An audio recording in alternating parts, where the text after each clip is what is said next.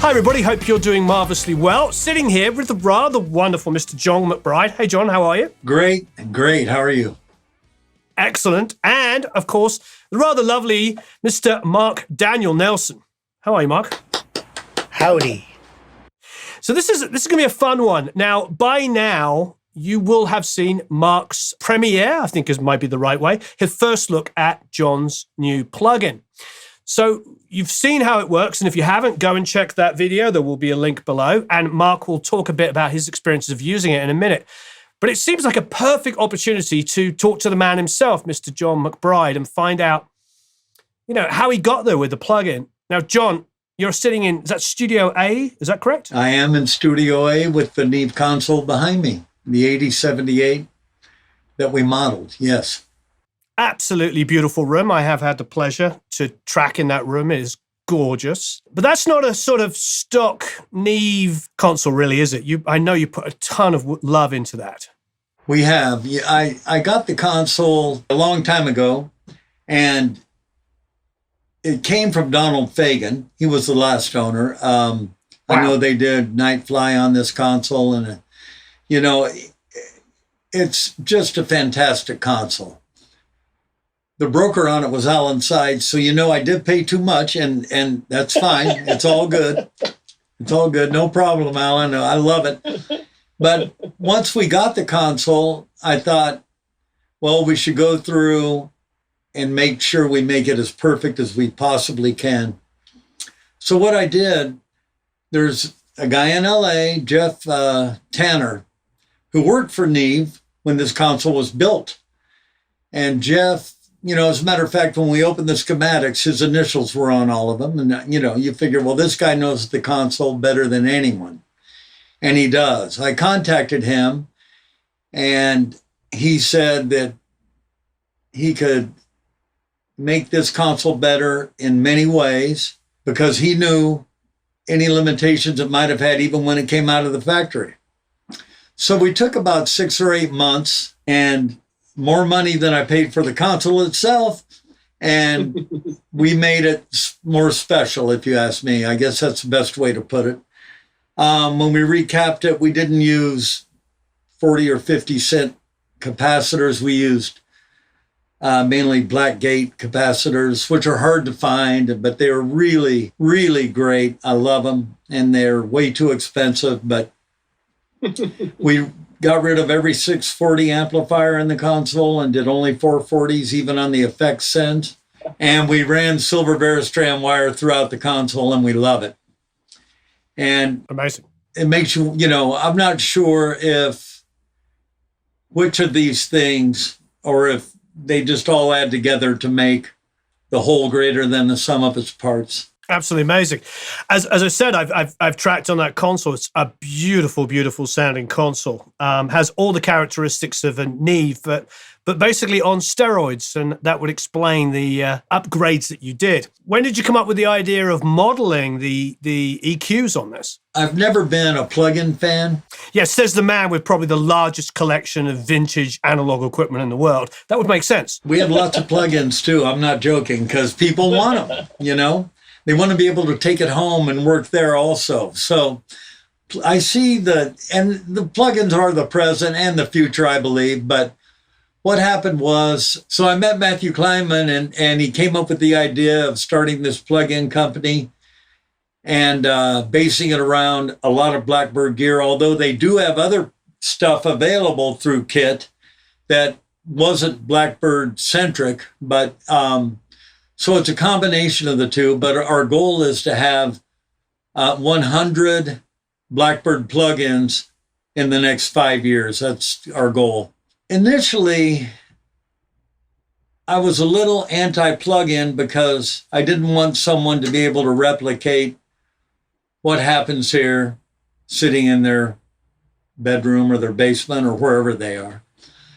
And yet, the other half of me really wants to have a way to preserve the sound of what we have here so that should something happen, we torch the place for insurance. No, I'm kidding. But if the console were destroyed or damaged beyond belief, whatever, at least I'd have a way to capture that sound another way.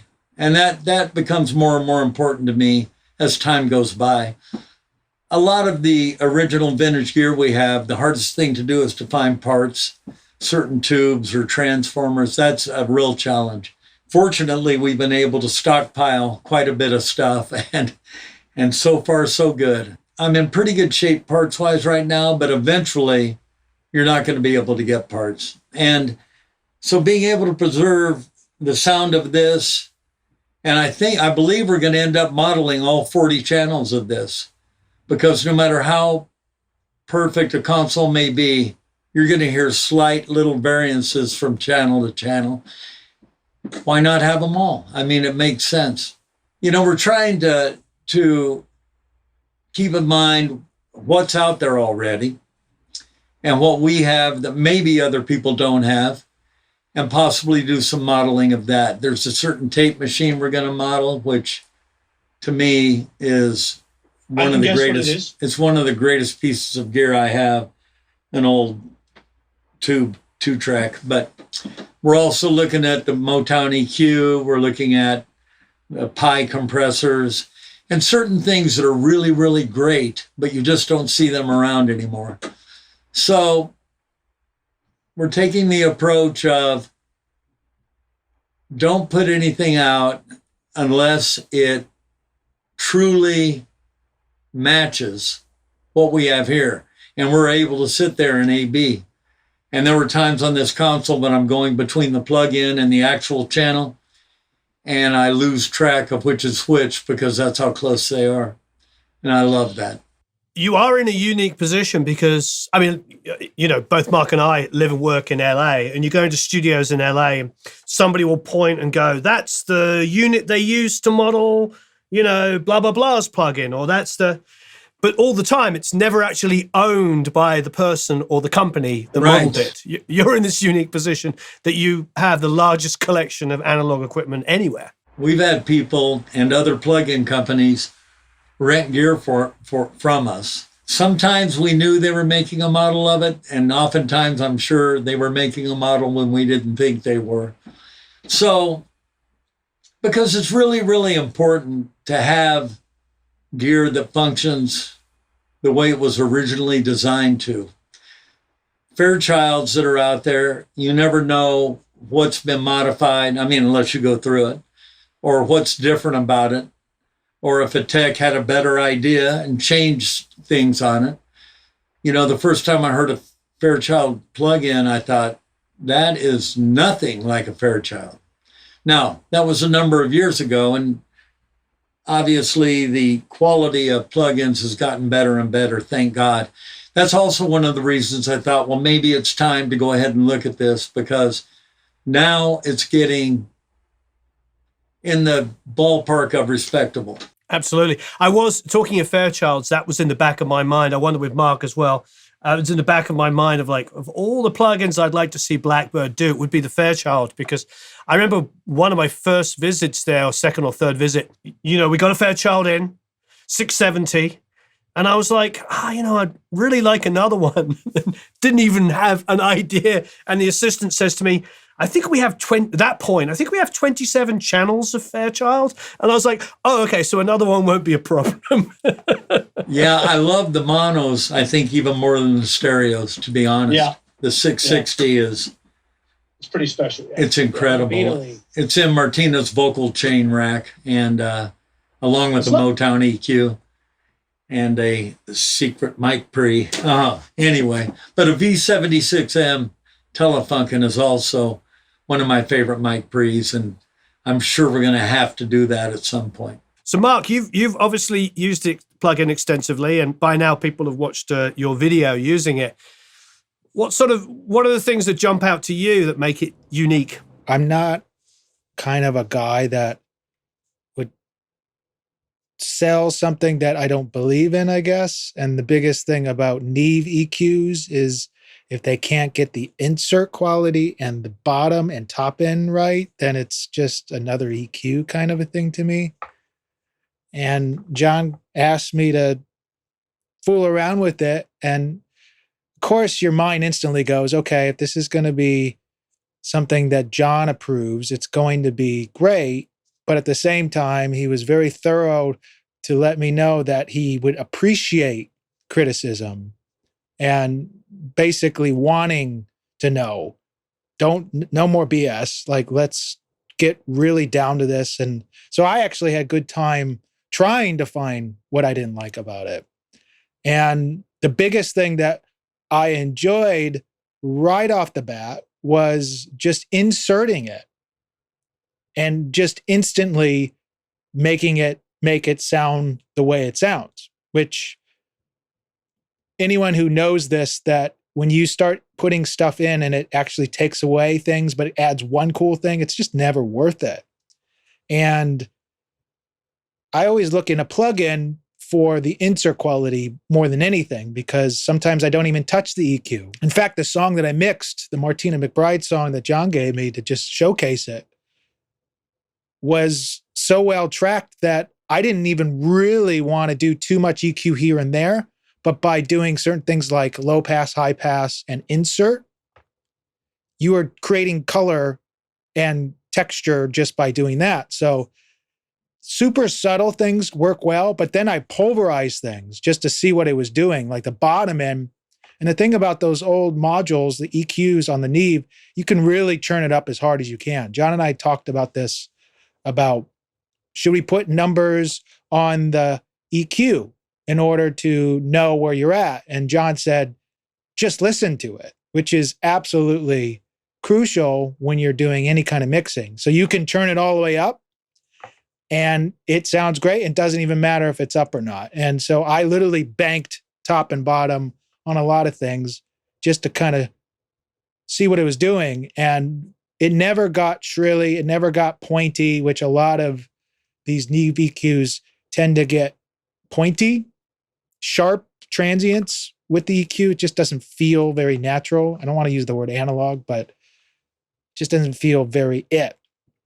Now, when you put it across everything, because the way I had it mixed was it was the only EQ I used on the entire song, and including the two bus.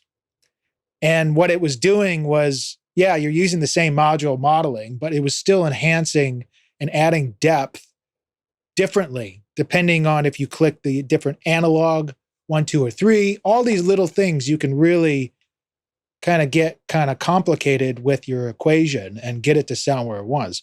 But the biggest and the last thing I can add is it's freaking easy to use. And it's easy to get a sound that you need out of it, because relative to anything else, I don't have time, or I don't want to know what it's doing, in the sense, because I'm trying to move as quickly as I can.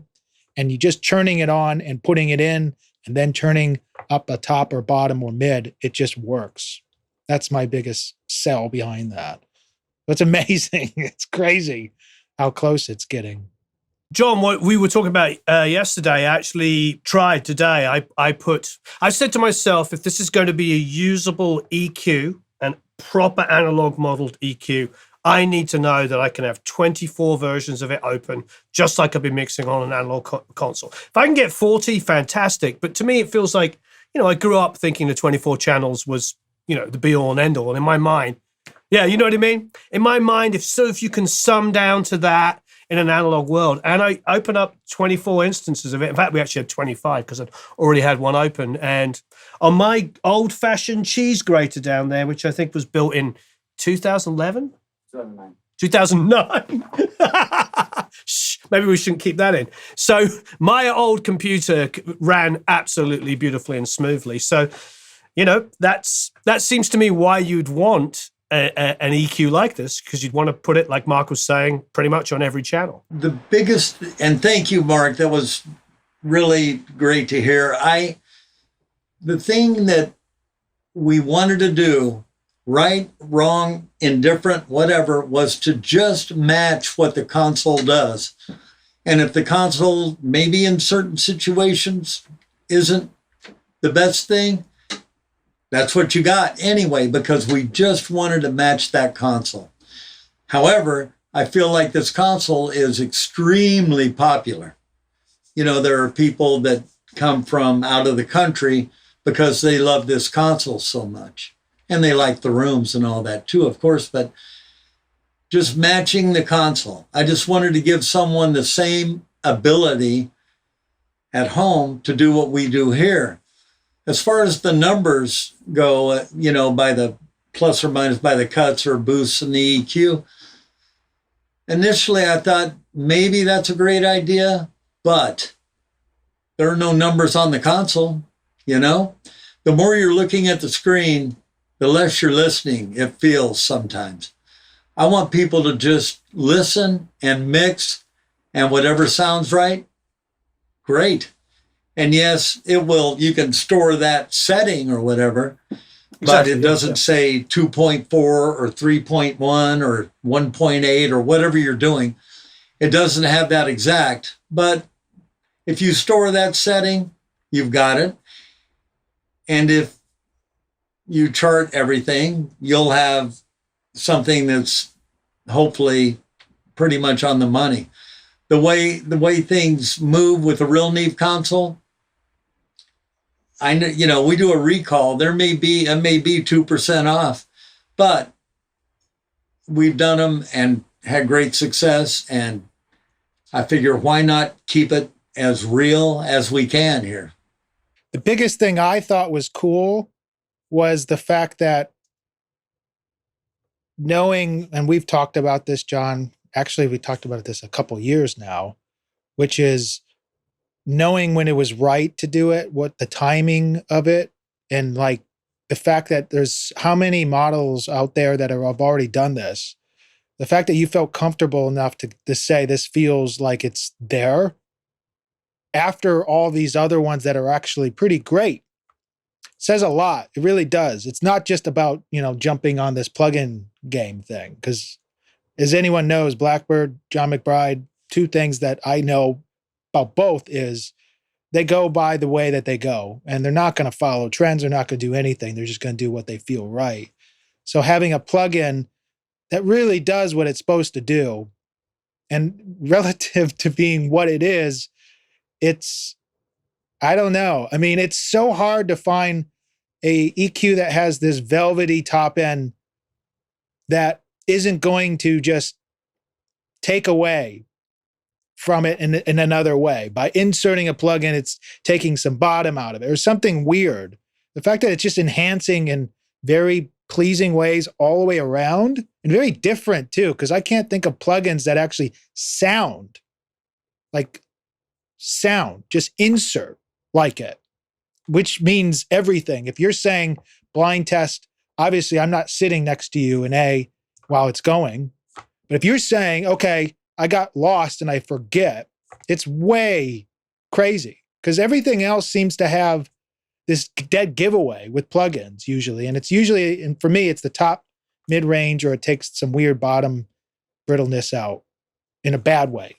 And it didn't do that. And I don't like being the guy that keeps being Mr. Sales, but this is one of the few things that it's just came out of nowhere, and it was instantly okay, this is ridiculous. And I actually went back on an album I was mixing right when John sent it to me and had to reinstall it into some of the sessions I was already working on, because it was super fast to get to what I needed to get sonically out of it. All we really care about at the end of the day is how does it sound.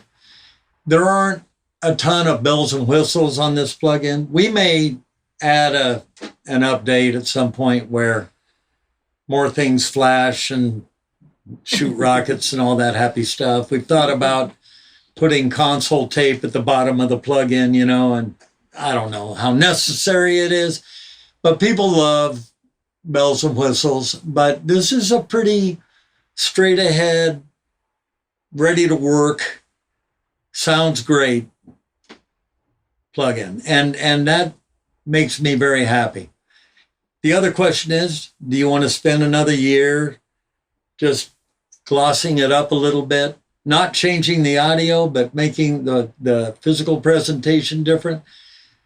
That's a hard call. At the end of the day, I'm kind of an old school guy that just says, if you have to make a record and you have 4 SM57s, well, we're using 4 SM57s. and I'm going to make them sound greater than you've ever heard them before. That's the key. You work, you do what you have to do. And I feel like this is a great tool to help you.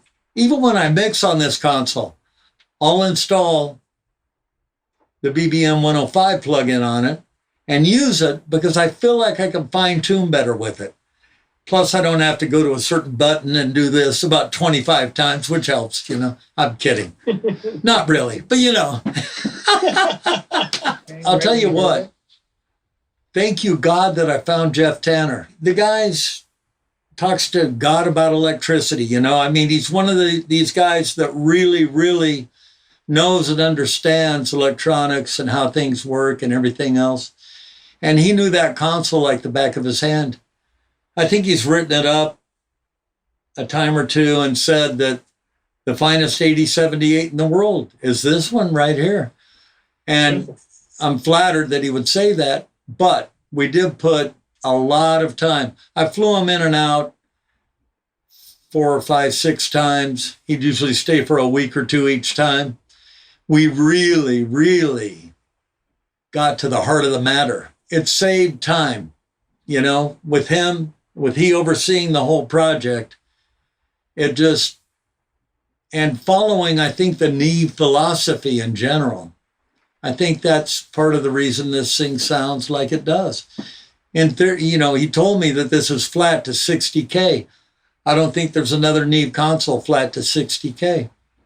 And that's part of the reason it's got this wonderful high end to go with that great Neve low end. And the console is just musical. That's the best word I can think of to describe it. I can't define that exactly, but when you make changes or make moves, if I boost a frequency I hate, like 3.15K, I boost 3.2K on the Neve, and I like it better. That blows my mind. So we've kept it musical. We've kept it, I feel like, Neve worthy because of Geoff.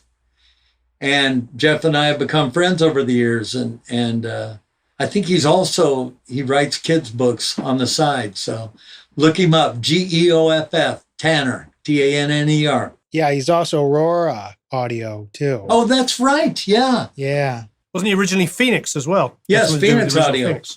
Yeah. Like him and Paul Wolf have been involved in pretty much every company ever. Yeah. Between the two of them. That's true. Well, this is absolutely fantastic. Once again, everybody, check out the link below where you see Marc demo the plugin. As he was explaining, he's mixing one of Martina McBride's songs. So a wonderful song, incredibly well recorded. Were you the engineer on that, John? I tracked and mixed that record, as I do most of Martina's records, although occasionally we'll hire a big name mixer if we have a song that we definitely, maybe the first single of a record. But generally I did about 90% of it, and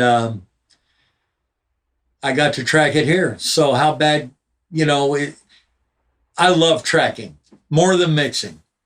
And I try to keep it very analog. I don't use plugins when I record. I've never used a plugin when I record. I've used some plugins on the mixing side, but I try to give as pure and natural sounding tracks as I can. The beauty of 2 M49s and a D19 AKG on a piano, it sounds like the piano, only even bigger, And I figure that way, whoever mixes what I'm doing, they can manipulate that all they want. But if it's already been manipulated and you want the original glory of that piano, that's impossible to get if you've already gone to tape with it that way. I mean, that was the thing I noticed when I was prepping the session, which was, first off, I had the original, your mix in there as my reference. And I'm just like laughing the whole time, going, what am I doing? This is insane. I'm not going to be able to get this even close to where it was at. But the slowly thing, I started putting these modules in slowly, and it was just like it started having this airiness that your mix had, your original mix. And it really did come together in a way that I was pleasantly happy with by the time it ended. It's funny you talk about the piano, because there's left, right, and then there's a mono. And I'm assuming the mono was the D112, right? Or a D19. A D19, Beetle D19. Gotcha. Well, here's what happened. As you know, Marc, we both became friends with Geoff Emerick, who was a great Beatle engineer. And I asked him, how did you get that sound on Lady Madonna? He said, John, one microphone, a D19C in this certain hole in the soundboard, as close to the wood as you can get it, through the hole, and crush it with a 660 or a BA6A or a BA86 or an Altec compressor, 2.7K to taste, and that's the sound. After he told me that, the next day I did it in the studio, and when I put some of that in the headphones, the piano player about fell off the bench. He goes, man, what is that? Because it takes that piano and just puts it right in your face. It's beautiful. But a combination of that with the natural mics, the 49s I use, it's just, you've got both ends of the spectrum. And I'm limiting. I'm not really compressing. I'm limiting. It is heavy, but it sounds great to my ears anyway. No, it was crazy. It was like, I don't know if I need this mono. And then I pulled it. I'm like, oh, I do. I need it. And it's got a lot of hair on it. Yeah. The 19 has, which Warren, that's the guy. That was like such a little mic. There it is. All the Beatle drums, Hey Jude acoustic guitar. That's that mic. But there's something about lots the of sides. vocals as well. Because when I met Geoff, I asked Geoff why he used the D19, and he said because it was plugged in. Because a lot of the time, John would be like, "I need to do an overdub now," and he just pull the mic and poke it. That's why I keep 2 spare 47s on every tracking day for the guy's friend who's a percussion player, wants to hit a tambourine, and at least I know I got a 47 there. But a D19, it's one of the good guy mics. You can use it on anything, and it works great. And when Geoff told me that, we have 25 D19s, I thought, why haven't I ever thought to try that? Have you recorded a full drum set with the D19, John? I have not. I should. Geoff also told me to, Emerick told me to take a 57, put it in a metal bucket, set it next to the kit. So we did, and it sucked, but we tried. You just have to keep an open mind about how to do things and don't get too much into the same patterns. But when your regular thing is so beautiful and pure and tried and true, it's hard to experiment a lot. I intentionally force myself to experiment like that. Well, thanks ever so much. This has been a lot of fun. Of course, now this is release day for the plugin. So there is a link below where you can purchase the plugin. There is also a link below to Marc's demo of the plugin where you can listen to him mix the Martina McBride. And of course, I'm sure there's going to be a link down there for Blackbird as well. If you're in Nashville, go over there and record. It is easily the best studio in Nashville, and John would probably argue the best studio in the world.